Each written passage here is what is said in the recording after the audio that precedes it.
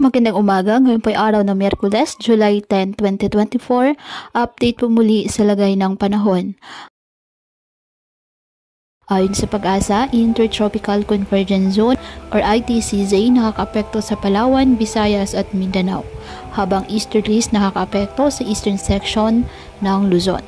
Ngayong araw, dahil po sa umiiral na ITCZ, asahan ang maulap na halangitan na may kalat-kalat na pag-ulan at thunderstorms sa Mimaropa, Western Visayas, Zamboanga Peninsula, Negros Oriental, Basilan, Sulu at Tawi-Tawi.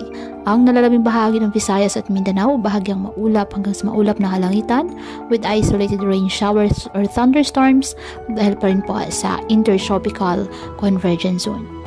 Apektado naman ng easterlies ang Bicol Region, Quezon, Aurora, Isabela at Cagayan. Kaya asahan din po ang bahagyang maulap hanggang sa maulap na kalangitan with isolated rain showers or thunderstorms. At ang nalalabing bahagi ng ating bansa kasama ng Metro Manila, apektado po ng mga localized thunderstorms. Samantala, isang sirkulasyon ang posibleng mabuo sa may West Philippine Sea ayon po sa Tropical Cyclone Threat Potential ng Pag-asa. Diyan po sa silangan ng Palawan o kanluran ng Western Visayas sa Sulu Sea.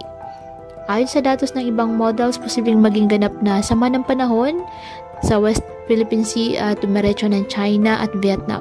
Hindi rin inalis ang posibilidad nito na maging ganap na bagyo. Moderate o medium chance ayon po sa Pag-asa Tropical Cyclone Threat Potential. Kaya patuloy po na mag-antabay ng iba pa nating weather updates at sa updates ng Pag-asa. Kaya patuloy pa rin po natin na pinag-iingat ang ating mga kababayan sa banta po ng mga posibilidad ng pagbaha at pagguho ng lupa, lalo na kapag may malalakas na ulan.